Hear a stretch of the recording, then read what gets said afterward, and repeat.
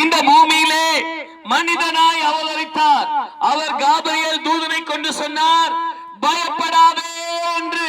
எனக்கு அன்பானவர்களே, உங்க வாழ்க்கையில நிறைய பயம், நிறைய பிரச்சனை, நிறைய போராட்டம், பிள்ளைகளை எப்படி செட்டில் ஆக்குறதுன்னு தெரியல, பிள்ளைகளை எப்படி வாழ வைக்கிறதுன்னு தெரியல, ஐயோ நம்முடைய கணவர் மாறுவாரா, மனைவி மாறுவாங்களான்னு சொல்லி நிறைய பயத்தில் இருக்கலாம். எனக்கு அன்பானவர்களே, உங்கள் பயத்தை போக்கும்படி, இயேசு சமாதானத்தை கொடுக்கும்படி இந்த பூமியிலே பிறந்தார்.